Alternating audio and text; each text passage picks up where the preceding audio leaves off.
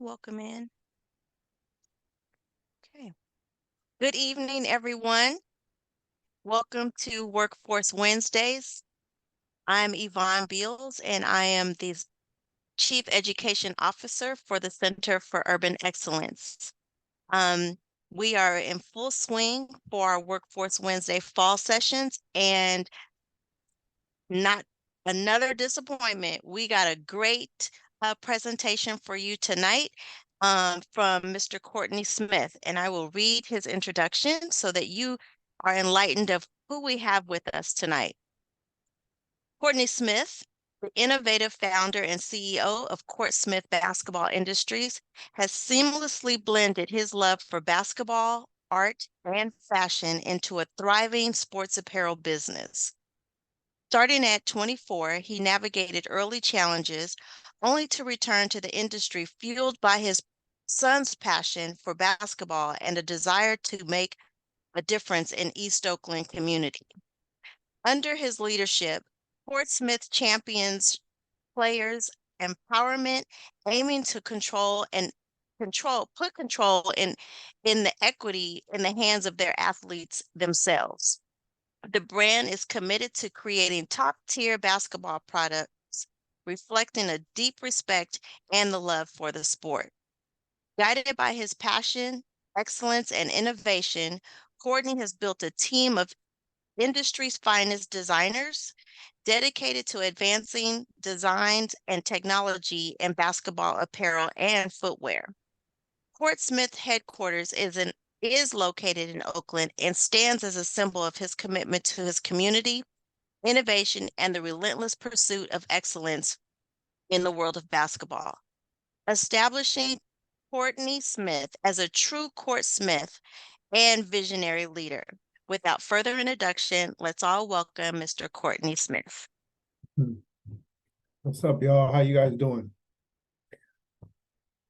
So I appreciate that introduction. I didn't even know that was out there floating around. That's pretty dope.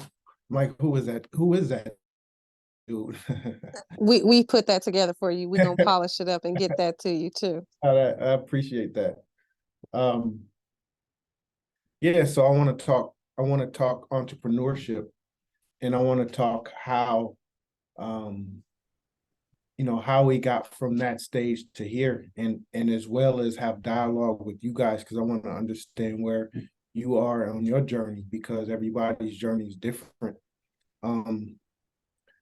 Just a little bit of background. I didn't necessarily grow up in the environment that fosters where I am today. However, there were spurts and things that gave me some clues that I wanted to be an entrepreneur. But on the internet and on Instagram, you can scroll all day, every day, listening and watching, listening to people talk about how to become successful, right? How to become an entrepreneur, whether that's a quote or somebody's, given some games, some tools, little tidbits of entrepreneurship. But the big question is, like, why doesn't that stuff work? And some of it's good info, because if you really going after it, you're going to try to absorb as much information as you can. But why doesn't that stuff work? And what I found on my journey through entrepreneurship and me trying to assist others on their journey to become successful entrepreneurs is a lot of people preach the external work. Like, here's how you write a business plan. This is how you run your ads. This is how you get this loan. This is how you get these. But really, most of the work is internal. It's inside. And a lot of us don't want to talk about the inside stuff. But inside stuff is how you get to the outside stuff. So, and basically that means the question that you got to ask, especially if it's us Black folks, the question we got to ask is, how do we get out of our own way? Because, we come from a lot of trauma, and that's something that, our counterparts of a lighter shade don't necessarily have those issues, because they're taught at a young age to separate their emotions from getting to the bag, and that money's good, and that having a legacy for yourself and your family is good. Being smart is good. Saving money is cool. So we're trapped with all of these psychologies that are opposite of what it really takes to be successful. And so really the goal and the plan is always, how do I reprogram myself in a way that brings success to me? And how do I detach from the mindsets and the beliefs that don't work for me, that keep me broke, that keep me unhappy? You know what I'm saying? And so I think I want to talk more about that instead of me personally, because the my journey always comes from the inner. So when my money was really, in my life, because personally in my life, anytime my money was really good, I was really good inside. I was working on myself. I was hitting the gym. I was reading. I was studying. I was doing all the stuff. And so my mindset was clear and I was out my own way. Anytime my money was bad and I had EBT cards in my back pocket, then there was all kind of I was in my way. And I had trauma and stuff that I hadn't worked through, or I had drama that I hadn't worked through. So entrepreneurship and if you want to be a successful business person and an entrepreneur, you got to remember that you are the core of your business. So if you don't work on you, your business is going to reflect who you are. So most of that is the internal work. It is the internal work, and you can't run from it. And whether you can get a business partner, somebody can hand you a bag of money, but it really will never allow you to get free unless you work on yourself, your fears, your trauma, your drama, all the things that's holding on to you, that's holding you back. The second thing is self-sabotage. Self-sabotage is a big thing, because most of us are super creative and we have dope ideas. We usually have great ideas, but if we are sabotaging our successes in any way, or the execution of our successes, then it's going to slow up the goal. So basically what I do is, we have an athletic brand. It's a sports brand. So we do team uniforms for kids. We do team uniforms for kids. We have an apparel brand, and then we do brand partnerships with athletes. And so that road started really young. The road to this started a long time ago, 20 plus years ago. And that just because it was a desire for me to combine the things that I love: basketball, hip hop, apparel, the clothing, shoes. So I tried to combine my passions into one business. So the brand that we are at today, where we're generating a couple of $1 million a year in sales, it was a slow grind. It's literally one t-shirt at a time. Basically, outside of 24-hour fitness, Bayfair slinging t-shirts, and flipping that into, double the amount of t-shirts that I bought. Now I got $600 in my pocket, and doubling that, and over time, just playing the slow, long game.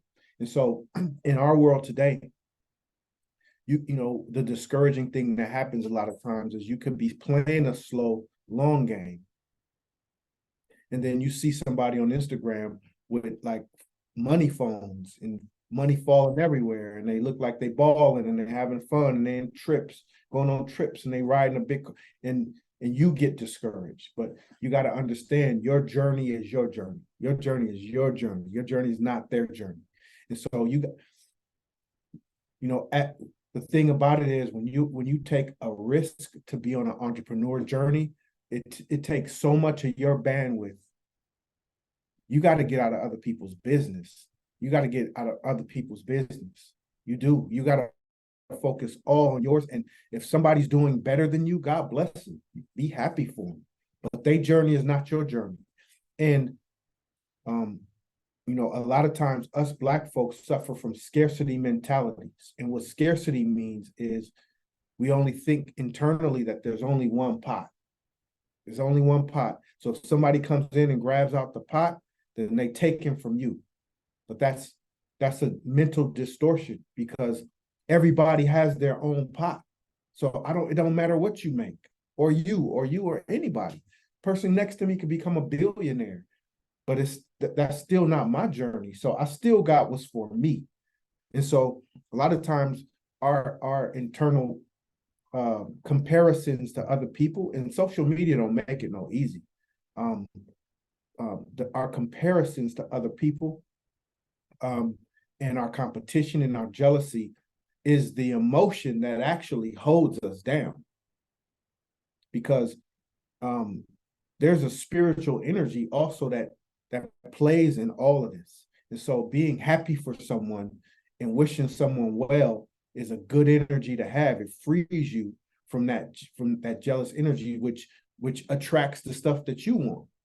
So those, like, that's a key. It's a key element. Comparison to what other people's doing, it don't matter. It don't, like, be happy for them, because you have to know that God has a plan for you, and you playing your game. Not playing your game, you playing your specific game. And that game is between you, the internal part to you, God, and that's it. And so, you know, like, I've been doing this for 20 years. So I've had a company, I've lost it, I've lost everything, I crashed and burned, got back up, started slow, you know, and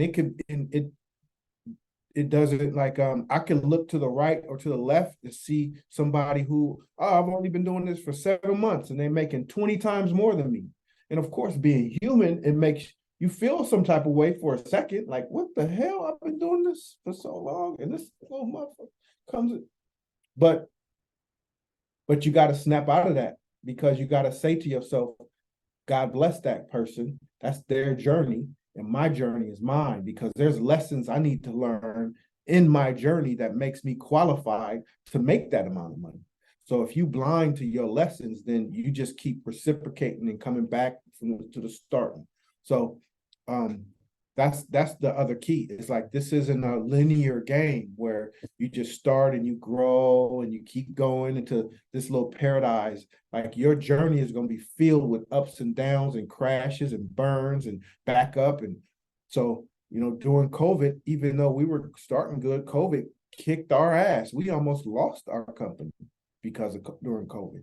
So we had to get really creative, beg, borrow, steal, to keep ourselves afloat until we were able to get to a place where we can keep going again. So this, like, the journey isn't perfect. So don't let social media have you messed up. Because social media, you only post the wins. You only post where you look the best and you the flyest. And they don't, you know, you don't show the raggedy part to you, or the times where you ain't slept, or your hair wild, or all of it, because entrepreneurship is we call entrepreneurship like the wild. It's the closest you can get to being out in the wild, because you don't eat if you don't hunt. So if you can't generate revenue for yourself and your business, you don't eat. So it's not going to be pretty all the time. But when you know the cameras is coming, then you'll freshen yourself up. But other than that, you back in behind the curtain in the trenches making stuff happen. So it's that's that piece. The last piece I want to talk about, which is huge, it's pretty much the most important thing in being a successful entrepreneur. And it's, I think, what some of us have the toughest times doing, because I teach a Black entrepreneurship class on Wednesday night. So we teach hundreds of students, and I get the biggest side eye when we get to this part. And that is, if you want to own your own business or be an entrepreneur, you have to commit yourself to the understanding that you, at that point, are of service. You are of service to your customers. Like, we ain't bosses, we ain't doing big things. That is a myth. If you the better of service you are, the more money you make. It's that easy of an equation. Now, we're in a generation where customer service is terrible, and we ask you what you want, and sometimes if you've ever been to a store where the employee will look at you like you bothering them, or the owner of the store look at you like you bothering them. Like, that is probably one of the biggest things that we have to overcome, is that we are of service to our customers. And the more of service you can be, the more money you're gonna make. So the question you always have to ask is, how can I serve you? How can I serve you? And it's a weird feeling because we Black folks, and that's too close to being a servant. And servant is like being a slave. And you say slave, I don't want to hear it. But you got to understand, that's what actual business is service. And if you think about the businesses who make the most money, they serve at the highest level. They serve at the highest level. So when you want to go to spend a lot of money, say you want to go on a weekend away and you want to spend a lot of money, where do you go? You go to the expensive spots. You go to Napa, you go to nice hotels, you go to nice restaurants where it's $100 a plate. Why is it? So when you go and it's $100 a plate, how do they treat you? They walk up to you, they hand you the napkin to wipe your hands. They take the wet napkin off. They have all different types of plates and forks and knives and all kind of things spread. Like, they'll sometimes even put the thing on for you because you want high customer service and you're willing to pay a high price. So understand, the key to growing your business crazy is how hard do you go in servicing your customers, being of service to them. And so when you go to a Louis Vuitton store because you want that Louis bag or that Gucci bag, or you're willing to pay a lot of money, and everything that we call it anchoring and priming. When you walk into the store, the priming in that store is to be of service to you, of service. If you spend enough money, they'll take you in the back and give you glasses of champagne that you can drink back there, because customer service is everything. So the easier you make things for your customer, the easier it is for you to make money. Once I learned that key and I got out of my ego of like, well, you just take my thing and my thing is good enough for you. That's a lot of soul food restaurants. That's a lot of like raggedy ass businesses that we have as Black folks, is we just want to get a thing and the thing is good enough. Meanwhile, we'll complain that we're not getting equality when it comes to businesses with white folks, but they'll walk into a white establishment and they have customer service queues everywhere. It makes you feel comfortable and make you feel at home. And so if you want to compete with businesses, the competition is, how well can we serve? I can serve you better than they can. I know, especially if your target market is Black folks, because I know y'all better than they do. So I'm gonna make you feel more comfortable in my establishment than they do. That's how we're growing as a company. So our demographics is mostly Black coaches. So a lot of our customers is Black coaches. So, man, when the coaches come to pick up, we offer them beverages. You want something to drink? Man, you want some Hennessy? I got a shot of Hennessy for you in the back if you want one. You know how much money I made off of having a bottle of Hennessy in our office? Because I know our coaches with the earpiece named Leroy, it's 100 of them that are our customers. So I know Leroy, he my uncle too. So I know Leroy drink Hennessy. So that is how you grow. And guess what? Leroy when he comes home, he's going to tell 14, 15 people about the experience he just had with us. I ain't never experienced that in my life. They can have the best customer service in the world, but they don't know you like I know you. So the key to being a true entrepreneur is customer service. If you got an attitude or what you want kind of energy, and I got to give you my money too, I got to give you my money, and you got a what you want attitude with me, this is the last time you're getting it. So how can I serve you? How can I serve you energy is which is the key to this. And so, and the dope part about it now is that it's so lacking that you can just wipe the floor. You can sweep up. You can take over an industry because most people don't get down like that. So our job is we try to make it super easy for our customers and try to think of as many ways as we can to make it easy for them to do business with us. So that even say one day they leave us and they go to another competitor, they so spoiled by how we took care of them. They're like, man, this is whack. I got to go back. We got to go back out. You know what I'm saying? Like they had my shot of Hennessy waiting or whatever it was. You know what I'm saying? To whatever they like. So understand if I say, how can I serve you? And that makes you feel like tingly inside, like, oh, hell no. That means that's internal work that we got to do, because the minute you free yourself from that, then you get your bag. The bag comes. The bag comes. So those are the things I want to talk. Any questions about that?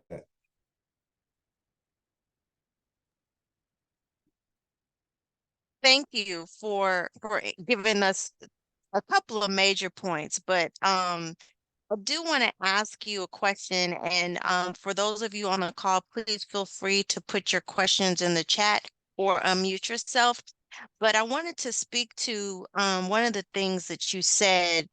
One, if you don't eat, you don't hunt, you don't eat.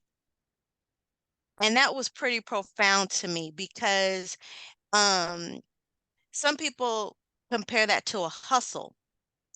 But when you don't hunt and you don't eat, that's survival. And that's really the spirit of entrepreneurship, because your success, your survival is based on your success.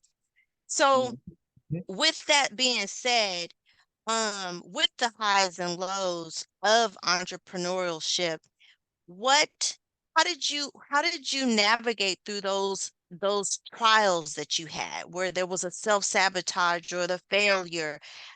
Was there a driving force that you had to help you get back up? Did you have a mentor? Like what helped you overcome that? That's a good question. So one of the things is I did have a mentor. I had somebody who helped me accountable for my actions. I mean, but it starts with a desire. Like I want to win. I want to win.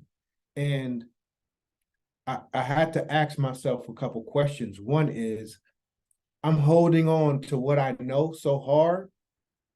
I'm holding on to what I know. But it got me where I am right now, and I don't want to be here.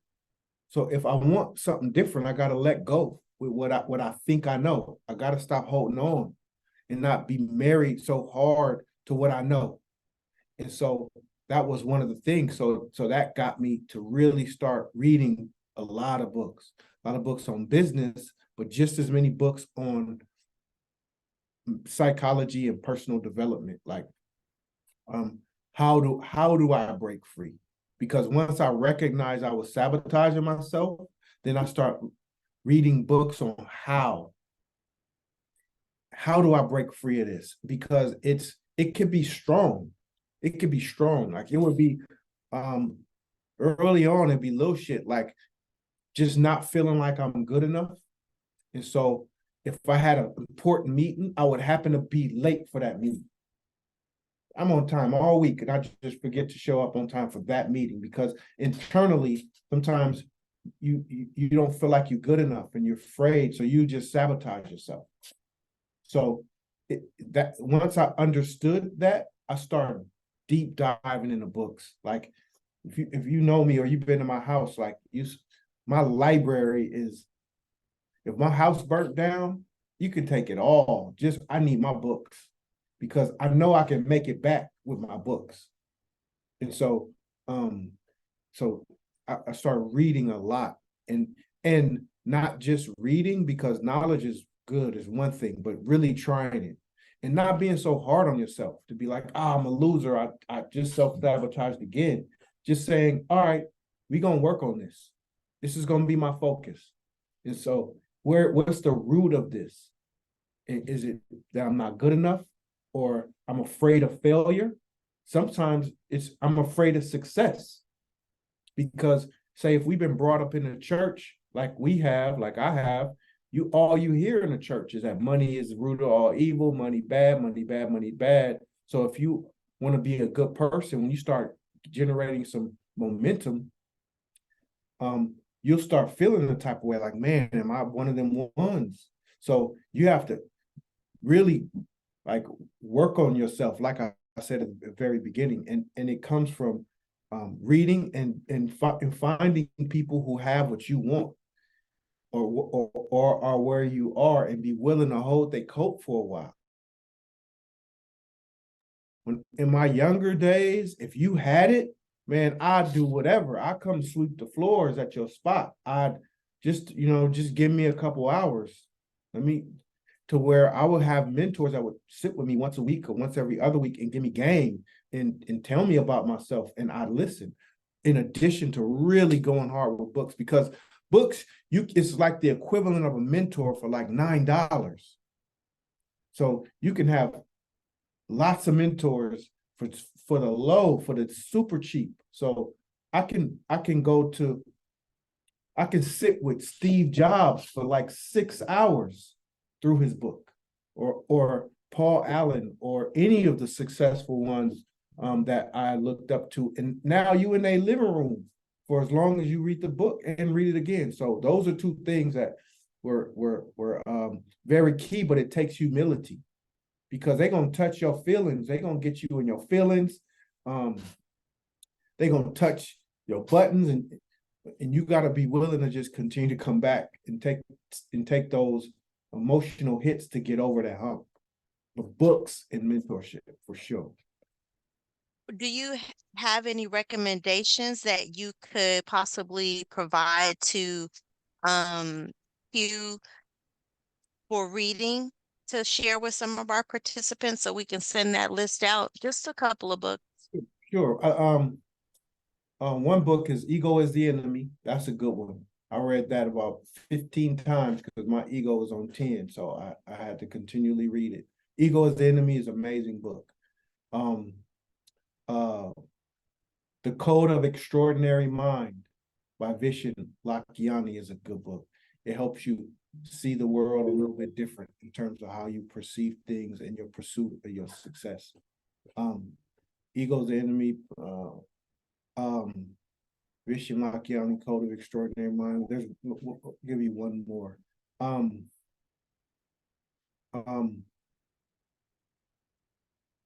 There's a book called The Science of Stuck. That's a good one. The Science of Stuck. What's good about that book is that she written by a woman, a white woman, but she was a dope fiend for a little bit and then got her life together. So she kind of works through how she got out of that addictive space to become successful. But some of it is kind of out of touch with how we get down, with our journey, but it's still a really, really good book in terms of like, when you're stuck in something, and how to forgive, how not to be so hard on yourself, but at the same time grow out of it. So those are good three. If you're not finished that, come holler at me. I got 3 more for you. Okay. We'll put that on our reading list. A couple other questions in the chat was, when you started your entrepreneurship journey, where did that courage come from? Like where did it start? Well, I think that was one thing that I was pretty fortunate, because my dad was entrepreneur. He had a barbecue restaurant. So at least it like, if anything, it didn't. I wasn't afraid of it because I saw somebody in my house do something like that. So it wasn't like it didn't go for a long time or it wasn't super successful over time, but it really helped me check off the courage box. Like, you know, let's get a building, let's just do it, let's jump in there. And I think that's a hurdle that a lot of people just are afraid to, that I took for granted. And over time, I realized that that was a blessing for me because I didn't have the fear of doing that. But the second thing is I don't fear failure. I like, I, I, I don't have a fear of failure. As a kid, I was kind of a two left feet kind of kid. So I always like got used to just being like falling down, making mistakes, and that helped me to not be afraid because entrepreneurship, you fail more than you succeed. You know, you'll fail more than you succeed. So being comfortable with failure, our egos will tell us, oh, hey, all right. Our egos will tell us that like some people got perfection things, right? Perfection mindset where they think it got to be perfect. But really, it's about being progressive and growing. So,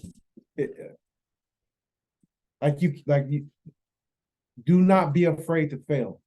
Do not be afraid to fail, and you cannot be afraid what other people think about you, because them people, they ain't important to you anyway.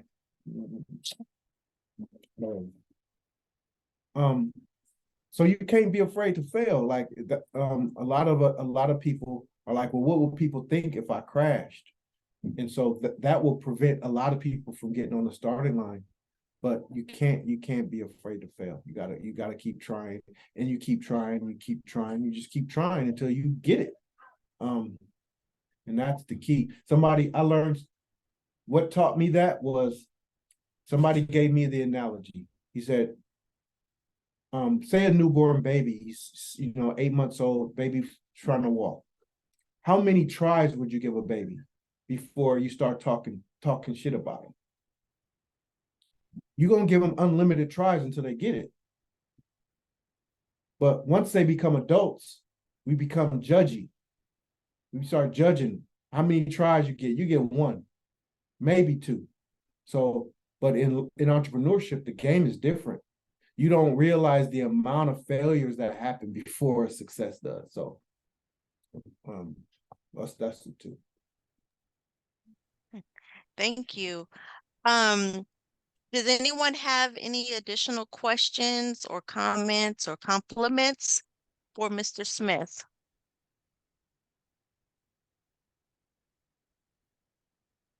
This is engaging. We're already over 6 o'clock and we're like totally intrigued.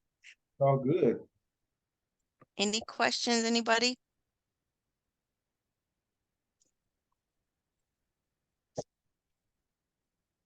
Very interesting insight. Yes. Would you have or do you have any shadowing opportunities where if anyone is interested in learning more about what you do and how to start off their own business, would you be open to being a shadow or mentor? I am, and I actually do. So, For there's your Wednesdays program? Wednesday's program, but like there's Okay. opportunities to come in here too, to Okay. to give mentorships. So, I'll figure out a way to make it more streamlined. You know what I'm saying? Because we've done it before and we're doing it currently. So it's for sure opportunity. Awesome. Yeah. At the end of the presentation tonight, we do have an evaluation for you all on the call. And if you would like to get in touch with Mr. Smith or take him up on his invitation, please note that in the survey, and we'll make sure that we follow up with you. Yes, thank you for dropping some gems. You got some really good compliments and comments in the chat. We appreciate you taking time out of your busy schedule today. Best advice you were, oh, best advice, what was the best advice you were given when you were stuck that stuck with you that you could share? Best advice I was given. Um, wow. Um,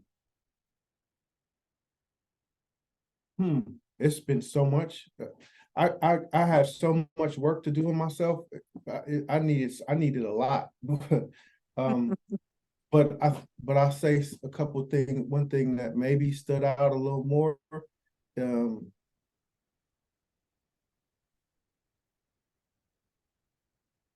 is what we talked about before is you got to stop caring what people think about you. This is what it is, and this is what they said. People are fickle.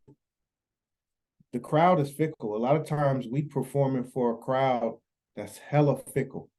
One day they be cheering for you, next day they be booing you. So why you worrying about what they think? And I had the fortunate experience to be like to get success early, be a millionaire, and then I lost it all. And so I got to watch that firsthand to see who there. So I got to see how fickle the crowd really is. So once you experience that, you don't move no more with any kind of care or what they think. You're moving with the intention of what you want.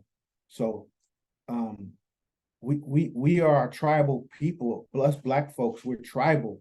So it's innate in us to want to connect and be a part of our tribe. It's a beautiful thing. It's a beautiful thing because there's way more accountability. But the problem is we're in America and we are in America's capitalistic society, and they take advantage of that. And that doesn't work well here because they always have a crowd around you.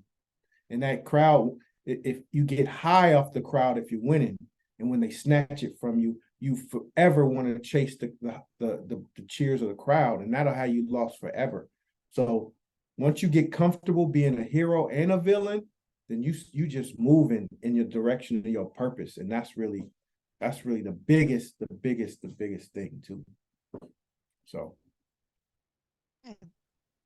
So where are you located in Oakland? I'm by the Oakland Airport, 424 Pendleton Way. Okay.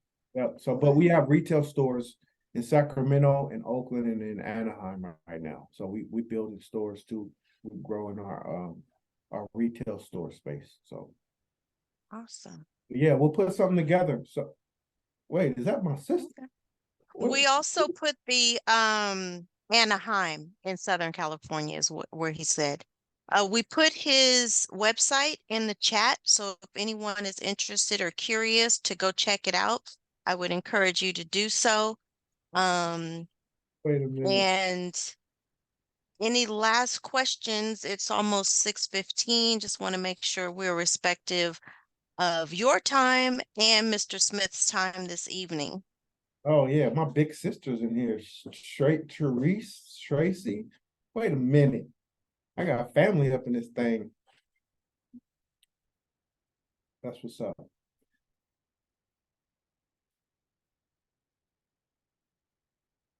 Well, I'm just reading the comments again, and yes, we are all very proud of you, and we are privileged to have had you present to us as and supportive of Center for Urban Excellence.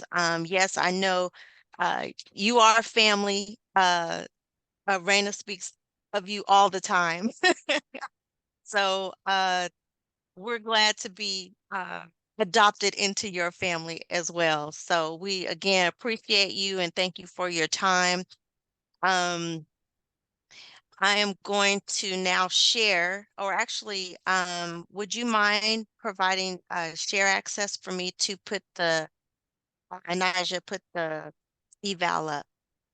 Any last questions or comments?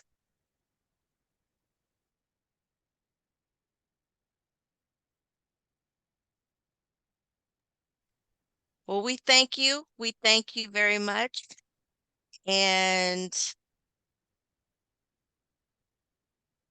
we will definitely be in touch. For those Good. of you who see can you see the eval on the screen? Take your phones out and put the take a picture of the QR code and fill out the survey. Again, if you're interested in connecting with Courtney Smith, just let us know and we'll do our best to make that happen. All right, y'all. Thank you for having me. Thank you. Bye.